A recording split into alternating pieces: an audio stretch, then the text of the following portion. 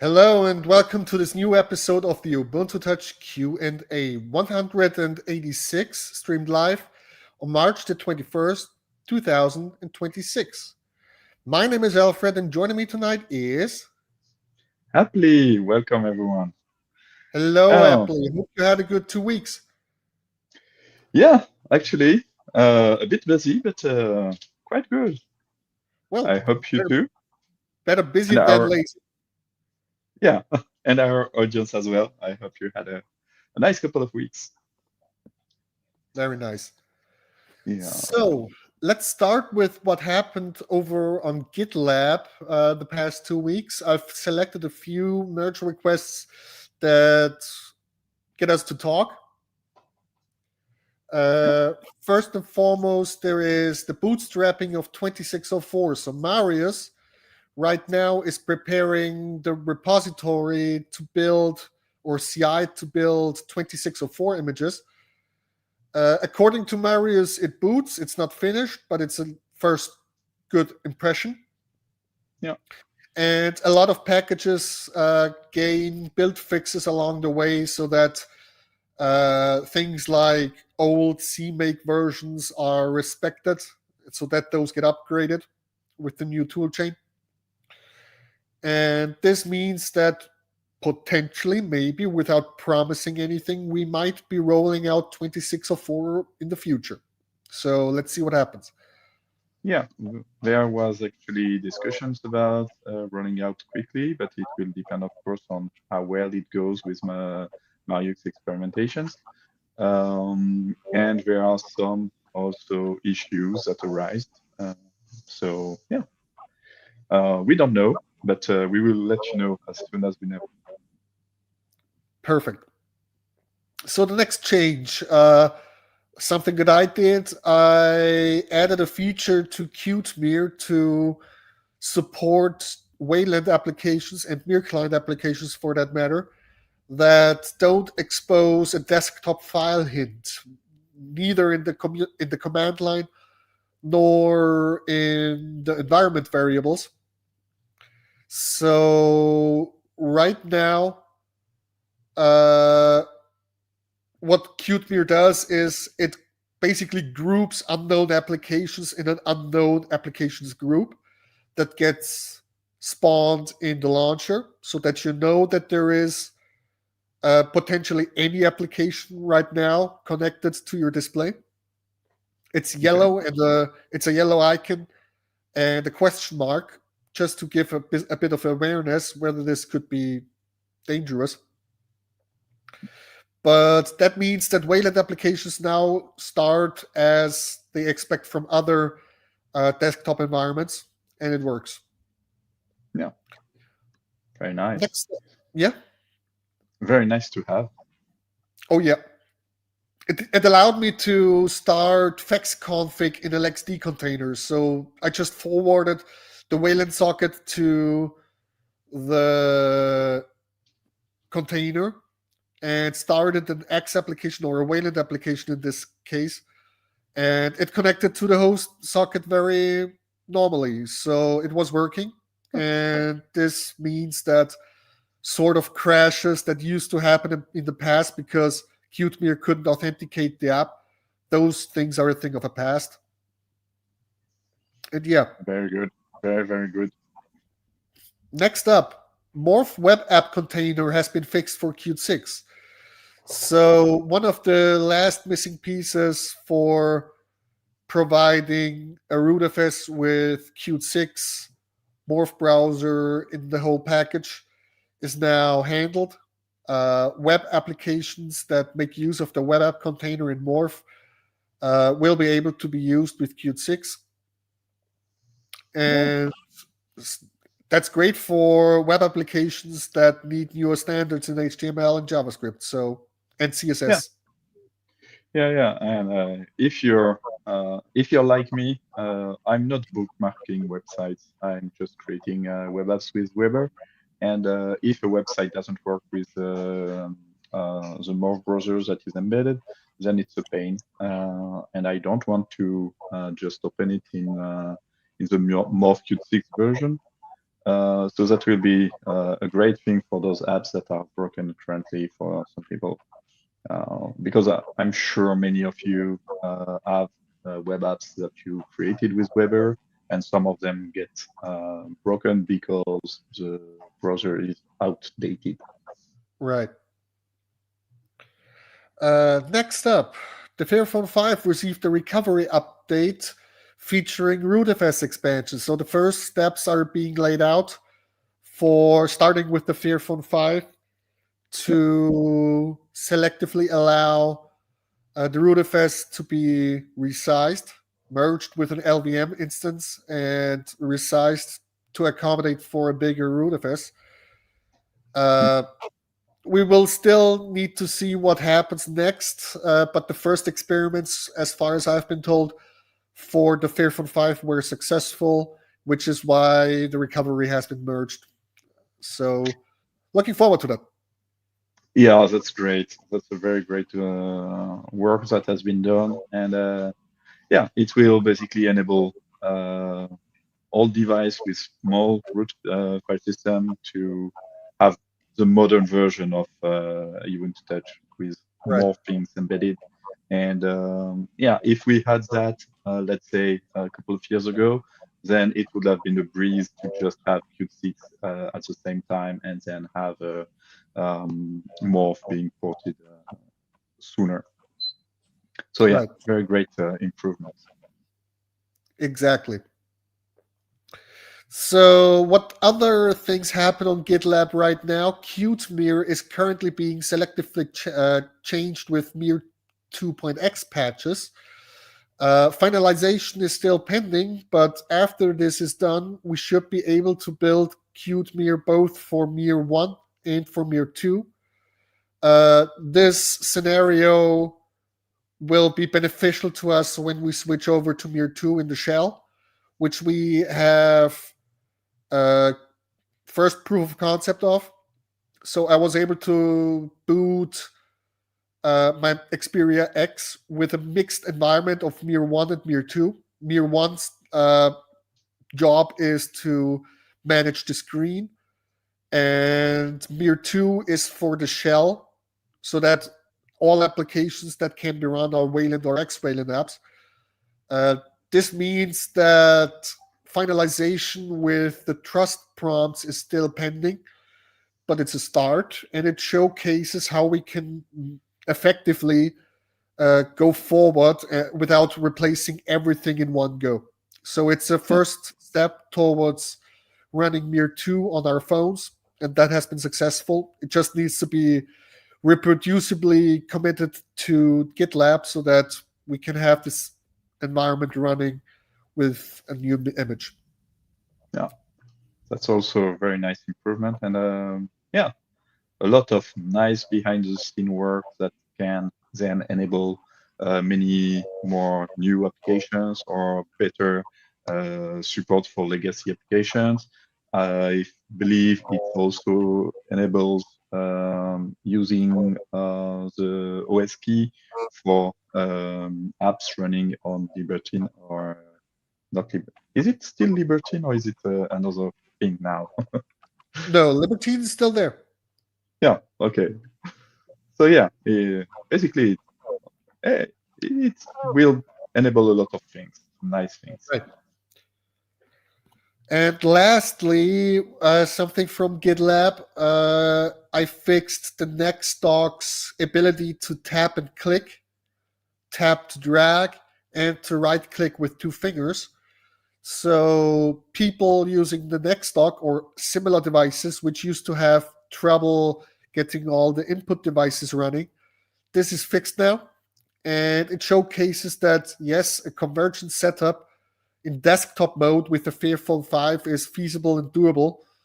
And I've been using it for close to a week now, and I still enjoy working with the Fairphone 5 as a laptop. So it's cool, works. What's not to like about it? Yeah, that's also very good. So yeah, a lot of good news. And I have a bit of not very good news, but We have social media pages, but they are a bit left out, and it might require your help. So if you're interested in supporting Ubuntu Touch in a way that is not technical, not developer oriented, then feel free to reach out, because yeah, Mastodon page, LinkedIn page. What do we have? We might also have X slash what was the older name? Twitter. Fat Mastodon. Um, yeah. So yeah, if you can spare some time to help us out maintaining those pages, that would be great. So yeah, thank you. Just raise a ping on the main Telegram channel at Yeah, ureports, and let's see what happens. yeah, yeah, yeah. And with that, we're out of the way with the news. Do you have anything to show now? I don't have anything to show. I just have to showcase new applications. So here is my browser, and because I'm uh, on mobility, how do you call it? I don't know. It's a bit harder for me because I don't have a real mouse. I'm using my laptop. Um, so one of the newest app is Demo app, which is a demonstration purpose application to enable logging for users. So it's for app developers that would be interested to learn about it. So yeah, might be interesting. I didn't check it out, but sadly the link is not set for the sources, which will be at least required for this, I believe. So yeah, this one is Coconut. Oh, I forgot to shout out the author. Is it on? I don't remember. Hongor, or I don't know. But thank you for this initiative. Please link the sources. It will be perfect. Then we have Coconut. I love the name. I love the icon. So Coconut is brought to us by Project Moon, and it's an app that will leverage ntfy.sh to send notifications. So it's not really a way to work around the push notification system, but it will enable to use ntfy.sh to do so. So yeah, quite also oriented towards app developers. We have then Hydronium. Hydronium is also by Project Moon, so thank you again for your work. And it's a Proton Mail bridge for Ubuntu Touch. Not having a Proton Mail account, I don't know exactly why it's required, but it allows you to bridge your Proton Mail to any other email account, client, sorry. And basically, it will mean for Ubuntu Touch, Deco. And be aware that it has full system access. So as always, be cautious about it. Maybe review the code if you know how to do so. And yeah, so but nice to have for people that value their privacy. Who doesn't? We've got another mail-oriented client from Matthias, and it's an Outlook client called Prospect Mail. And yeah, as you see, it has a layout of the Office 365 apps, allowing you to have your Microsoft Outlook account. Yeah, since Teams is not supported anymore on Linux, it's nice to have. And we've got also Rotatosker, which is a Bluetooth file transfer. It allows you to send or receive files between devices via Bluetooth. Um, so there was a few times, sometimes ago, another app that did that, and I believe it has been based on this. Yes, based on UBTD by Michael Zanetti. So thanks, Philip Anderson, to for bringing this new app to us, and just enables Bluetooth file transfer. So be aware, it also has full system access, and of course, Bluetooth is required. But yeah, nice to bring back this feature. And we've got another, because we've got quite some of them recently, an AI client, or so an AI assistant, as I see, Ferment AI. And I believe it's still work in progress given the page, but still nice to have another app for AI lovers or AI tinkerers. And it has been brought to us by Yaseline Technicieni. Sorry for butchering your name, but yeah, that rounds things up for the new applications.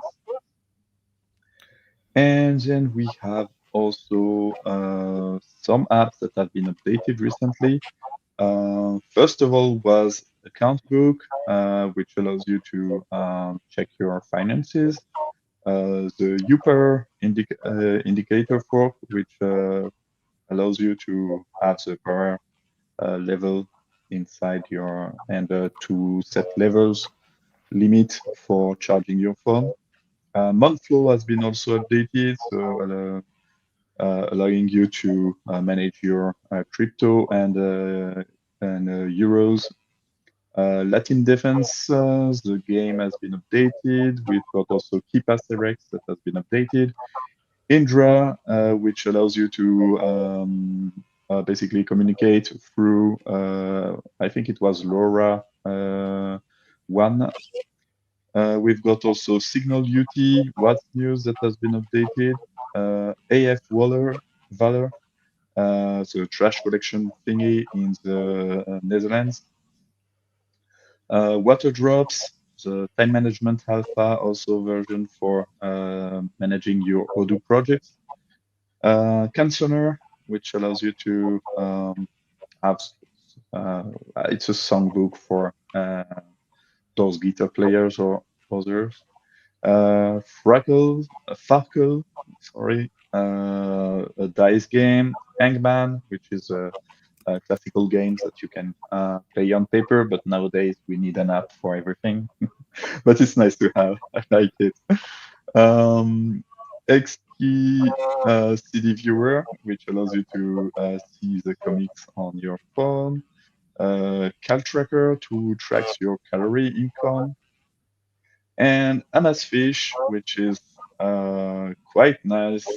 This one I wanted to showcase. And thank you, Alfred, for the link.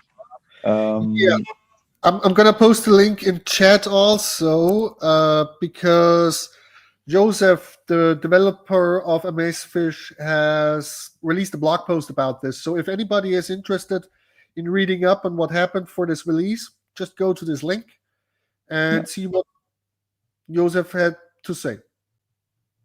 yeah. And yeah, it's a really nice app that allows you to have a lot of smartwatch devices connected to your Ubuntu Touch phone or tablet. So very nice to have. And thanks a lot, Joseph, for this app and the continuous support as well. We've got also GIS Forecast, which is a weather forecast app for, I believe, something in Russia, because the website behind it is in .ru. So I don't know if it's for everywhere, but at least the base knowledge is come from Russia. Radio NL, which is a radio app for the Netherlands. We've got also the timer app, which is a nice feature for those who like to time a lot of things. A better version of what is already embedded in the clock app that is shipped with the phone, and the Lagrange app, which is a Gemini client, but not the chat from Google, the AI bot from Google. So Lagrange is for space nerds. And that's pretty much it for 2 weeks of application development, which is amazing because, yeah, every time there's so much new updates or new apps. So thank you again, all contributors, and yeah, There's very a nice. lot happening in the open store for sure. So Yeah, this looks very promising. yeah, All right. yeah. So we do have a few people to thank though, and let's start with our sponsors. Let's see. We have Smooth, Voila, Pine64, OneStein, DigitalOcean, Netlify, Odoo Community Association, Private Internet Access, Gardner and Associates Consulting, Tixia, GitLab, Cloudrun, CodeLutin, Gandhi.net, and Brax Technologies. Thanks for your support. We wouldn't be afloat without your help. And also, in addition to the sponsors, we have patrons. Yeah. So we have Athiel, Conspy, Heather Ellsworth, Hyman Stoffels, Jose Angeles Gura, JT, Caleb Clark, Kenneth Drew, Luigi 311, Mr. T10001, Nina, Omegas, Rondarius, Spendierhose, and Zombie Skag. And we also have a few random folks that we selected, the random five. This time to mention are Dennis Scheimer, George RR, Inuyasha Toast, Philip Leibelt, and Michael Stevens. Very nice Thanks for your support. pronunciation, Excuse me? and thank you all. Very nice pronunciations. I was scared for the Inua thing. Oh, Yeah, thanks a lot for your support. It's really important to us. And if you also want us to mispronounce your name, you can head over to ubpost.com/donate. And if you want to make us famous, I don't do this properly today, but you can go to ubpost.com/shop to buy some merch. I should have something. No, I don't have anything here. 5.5. it's Thank all being washed right now. You're washing Yeah, your y- UbiPort socks. yeah. Actually, I do. It's in the laundry. Um, Thanks yeah. for your support. So now we can head over to the forum and the questions that you asked. So last time, DGAC or DJack or DJack asked a question, but I didn't see it before the show. But I kept it because I'm nice like this. So DJack asks, we have an exchange about the indicator area. We propose three questioning way. Is it a good idea to add a USB menu to connect the device, charging, file exchange, connection sharing? We found there's too much icons. So what about group? Some indicators by family. Creating a family called link for USB link, Bluetooth, etc.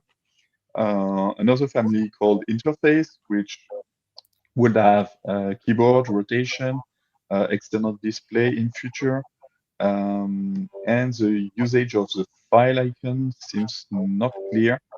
No many apps use it. Is it pertinent to group it with something else? Um, what I believe is the file icon is the notification one, but I'm not certain of it. and they link forum posts to discuss about it. What is your take on this topic about re-shifting the icons in the notification bar? It's a change for sure because right now we're successfully using Ayatana indicators, and we use Ayatana indicators for each specific subsetting that you could be interested in. Uh, so redesigning this sounds like a big task and would involve rewriting the Ayatana indicators and how indicators in general work. I don't think we have anything planned for that, but if somebody comes up with an idea that is implementable and testable, I'm sure we would happily merge that into our code base. So, Yeah, yeah, because on the user side of things, I understand that it will be better to have less, easier to access from the drop-down menu, uh, and then inside having more stuff. Because when you look at GPS location, for example, you just have basically access to the setting or enable disable. For the file transfer, I never used it. For the keyboard, it's also quite limited. For the rotation, it's only one toggle.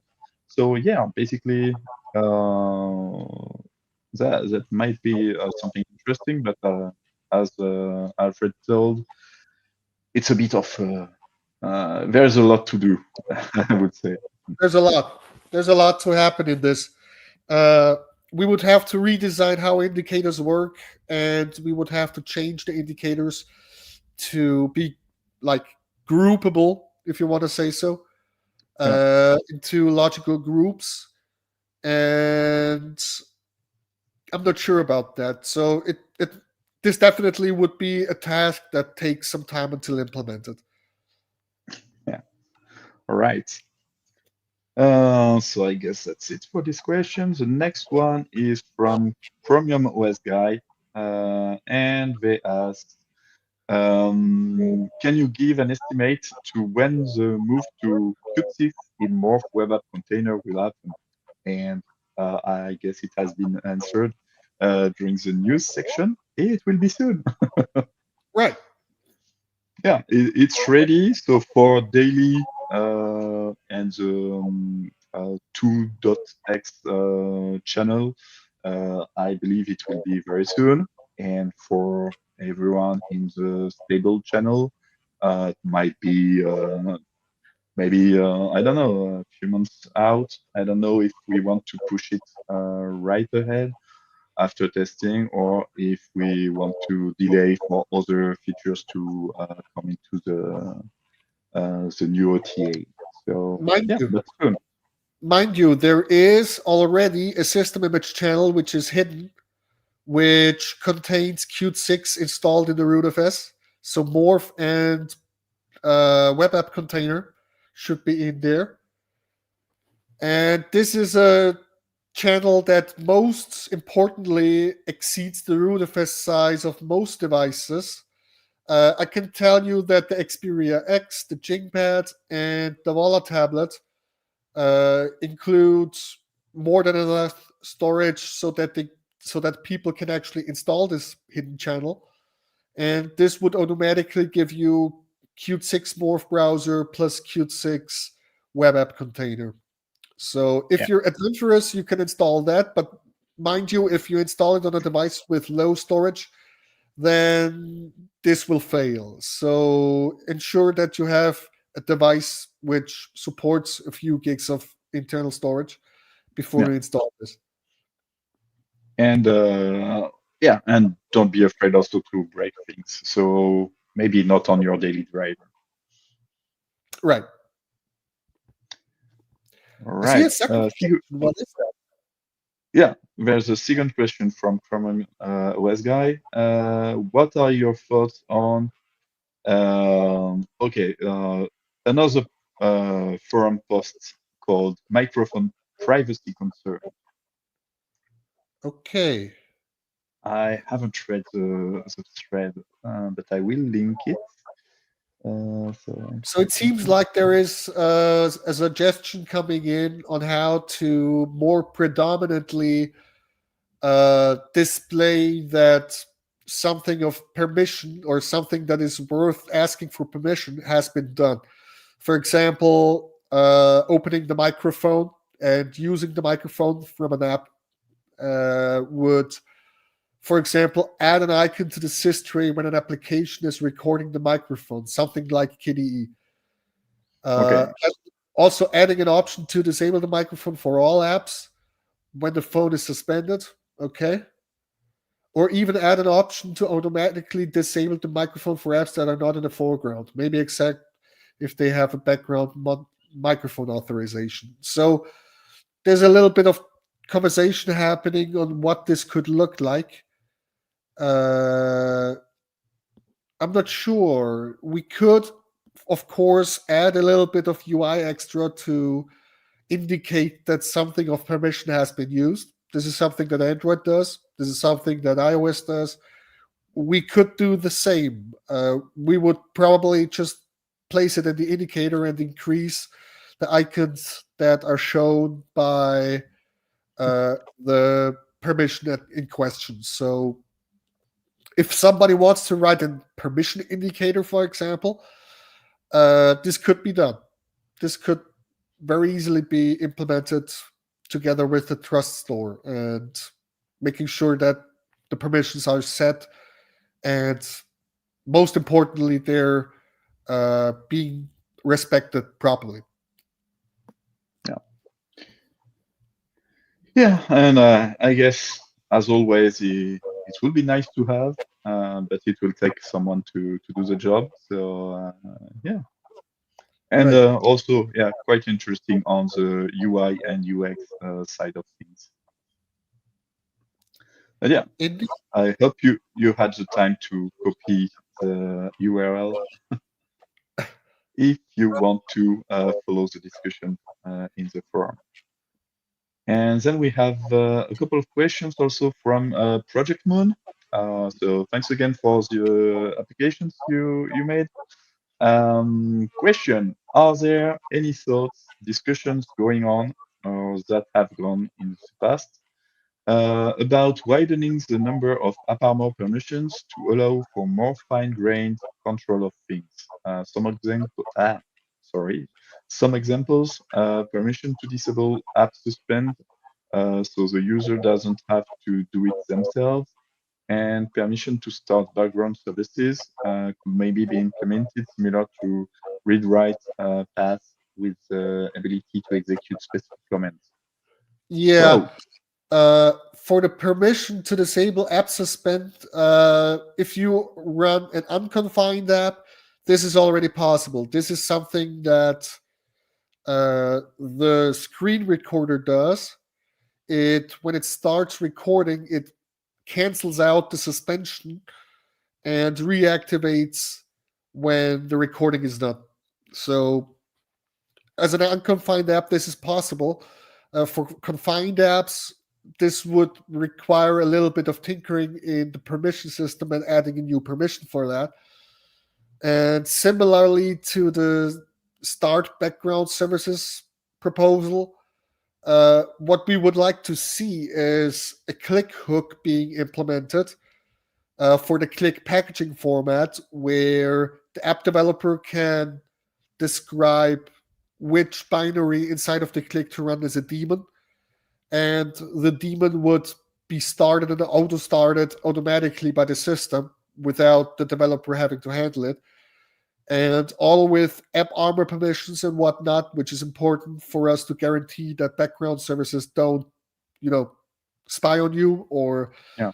exfiltrate data. So yeah, there is something to be said about making those permissions or those functionalities available to unconfined apps.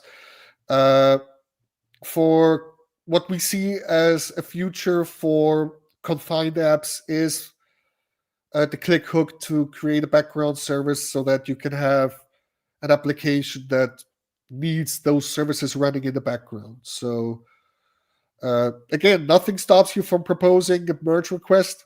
We would happily merge it, and this basically requires coordination with the development team so that we have something that works in all scenarios that we think of. So Yeah. again, a lot of things to do.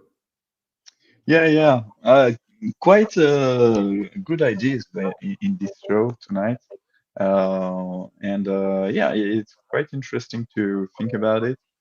I had also thoughts about background services because that's a topic since a very long time. And for background services, I had more in mind personally to specify a couple of types of backgrounds. For example, a download background or some kind of polling mechanism, and something for GPS coordinates that you can set. um, the app will just say to the server, okay, please, I want location every 10 seconds or every 30 minutes. Um, and then the app is identified by the server and say, okay, you have the authorization because you have access to GPS, and then, okay, I can send you the information. I will log them out, and then you can ask me when you are being called at a later time. But yeah, uh, this take is also interesting to have because that's how things are done by some unconfined apps. They are just running in the background and suspended and then do their thing. Right, yeah. Ghost Cloud Photo Backup is one example of an unconfined app that sets up a systemd service. There are many others too, and generalizing this into something that is supported and future proof, uh, making that happen. I mean, I'm interested in that. It might happen sooner, but I can't promise anything right now. So I just know there are certain things that need to be implemented in various places, and this includes also clickables reviewing system where a built app gets Yeah, reviewed by automatic tools, and those need to be augmented with support for background services. And I yeah, don't yeah, think that we should do auto suspend disabling on the device. We should just have a background service that does everything that the client app needs to do. So yeah. yeah. So more in line with what I had in mind. Uh, all right. Yeah, quite a lot to think about. But Yeah. I see a lot of traction for those topics in the different channels. So yeah, might come if someone is motivated enough, it might come sooner than we might think. And if I think realistically, it's not in the coming years, couple of years, but might be sooner. I don't know. Excuse me, what you said? I said that realistically, I'm not envisioning this kind of change in the next year or so. Right, Uh, but if someone is motivated enough, it can be faster than that. So right. it's not something that can be done in within a month. I don't believe that. But within a year, if someone is really motivated about it and will do the work, listen to the comments that and feedbacks that other developers can have, then yeah, it can be done within a year. I believe so. I see a very interesting comment here from Fuse Team. For background services, I think we need some isolation between apps. Yeah, that is true. Also, I'm thinking some sort of broker that handles background services for apps might work. App can then only see their own background services. What we Yeah, could also do is uh, create a way for the click package to request permission to a debus service. Uh, this is something that we would do in the permission system and with App Armor so that applications cannot easily just connect to a different background service and create a confusion there, or be Yeah. malicious for that matter. So this needs to be taken into account. Yes, I agree. For background services to be secure, uh, we might see an additional permission for background services in the current permission system, possibly, where it also requires permission to spawn this process in the background so that it cannot be abused easily. Yeah. Yeah. Yeah. And do you see other comments or questions in the chat? Because I'm a slow reader. I see this one. Just got my Voila X23 pre-installed with Ubuntu Touch. I'm loving how powerful the hardware is already. Very nice. I hope you enjoy it. Yeah. Uh, if you're still around, which channel are you running? Are you on 2004 or on 2404? Says previously on your platform Z.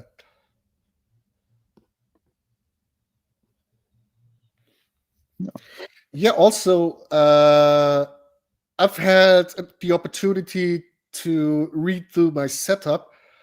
I'm streaming right now from my trusty old MacBook Air with an M1 chip, but it has issues with the keyboard because keys got stuck and aren't usable at the moment. So I moved everything to my phone, to the Fairphone 5. I used the next dock to experience desktop mode. And if I need something more powerful that I cannot build on the device, I just SSH into one of my two servers. Works, and I'm happy with the result. And this means that I'm daily driving the Fairphone 5 as my laptop replacement with Nextdock at the moment. Yeah. Sandy answers that it's 2404. So Okay, Noble, nice to have. the latest update. Um, yeah, starting now, I believe that Noble is the way to go. No real need to stay on Focal except if you have some specific issues on your device that you cannot live without. But yeah, I believe for most people, Noble will be the better choice. And I had also, okay, where is it? I It got a new just was question. it. No, it was a note from FuseTeam as well about the web app that won't automatically get Qt6 upgrade when the framework is updated. That's true, but it's easy enough to just make another web app with Weber because it's so fast to make. Lately, I was in an after work professional one, and I showcased Ubuntu Touch to some people and show them a web app I'd made and how easy it is to make a new one, and it just blows their mind. So yeah, uh, that was also important to note, I guess. I have something here again from Fuse Team. Does Mir 2 on Mir mean we'll get all the Mir 2 goodies sooner? Yes, that's it. That's true. So the idea is to reiterate again. The idea is to use Mir 1 based system compositor, which basically handles the screen and some things like input settings. That would still be in place with Mir 1, but for the user's shell, the graphical user interface that gets spawned, it would use Mir 2 with all the protocol support that is in Mir 2 and new acute Mir. And it would just connect over Wayland to the system compositor so that things like the screen recorder and Ethercast, which connect to the system compositor, can continue running while at the same time experiencing Wayland only apps and everything being Mir 2 based from the user's perspective. So this is something that allows us to move quickly without changing everything along the way. We can take pieces, we can stitch them together, and we can focus on initial important work before we replace everything with Mir 2. So this should give us a little bit of room and would allow us to profit of everything that has happened in Mir 2 over the last few years, which we could only experience on Ubuntu Desktop and Debian, for example. Yeah. All right. And yeah. Oh. Mm, This is an interesting question. yeah. How seamless is Ubuntu Touch and Ubuntu Desktop to use together? What are the top 10 features? Uh, if you mean using an Ubuntu phone and a separate Ubuntu Desktop, there's now UB Connect, which is a KDE Connect implementation for Ubuntu Touch. You can use that to forward notifications, to send files, to ring the device, etc. A subset of KDE Connect features, basically. And I mean, what are the top 10 features? I would say desktop mode and also things like ISO drive, where you can use your Ubuntu Touch phone as a USB stick with ISO files on them. So this is a killer app, I've been told, because we provide it in the official store, and you just need to install it and enter your PIN to gain access to selecting ISO files to mimic a USB stick for flashing Linux distributions. Yeah. What else? I mean, are there any top 10 features that you can come up with, Happily? Um, mm, the top 10 features, it depends if it's on Ubuntu Touch specifically or the desktop or the integration of the two. But what I love is the ability to just SSH to my phone and just connect it from my laptop. Wow, Right. brain freeze. So yeah, just connecting from my laptop to the phone is quite easy. Also for app development, I believe it's really easy to just use clickable over SSH to the phone. Um, yeah, that's most Are, of it for the interconnection between the laptop on Ubuntu and the phone. I mean, I'm happy that UB Connect exists because we've been talking about, or hoping rather, for a Kitty Connect application for a long time, and now we have something. Uh, for me, it made a lot of sense to have it while I was still daily driving the MacBook Air, having my phone connected to it and sending notifications over and sharing files and whatnot. But now that I use my Fairphone 5 docked to the next dock as my laptop replacement, I don't need it anymore. Yeah, Uh, so that's one killer feature again, desktop mode. It's cool and it works. yeah. And Fuse also mentioned so USB tethering. That's also a nice one. And being able to use Ubuntu Touch Phone as a Bluetooth speaker. I Yeah, don't know how to do that, but that's great. look at that. And I have always my headset on me, so I don't need Bluetooth. Good. All All right. right. Yeah. So if there's no more questions in the chat, I believe that will be a wrap. Seems Let's like give it. them a few seconds to type with their little fingers. Uh, because yeah, I know I can be it's so long because I want to put so much words into my explanation, but yeah. All Yeah, right. so it has Good been episode. nice meeting you all tonight. And thanks, Justin, for being there. Yes, I noticed you. It's just I'm not looking at the chat when we do the news, apps, and etc. We do that after, which is it's difficult for me to do both at least. But yeah. All right. So it was nice again. Thank you for listening and watching us. Let's hope that everyone stays healthy until the next time, which should be in 2 weeks. And until then, goodbye and have a great rest of your weekend. Oh yeah. Just no worries about that. No worry at all. Yeah. Thank you all. Have a nice day, or nice evening and night, etc. And see you in a couple of weeks. Bye.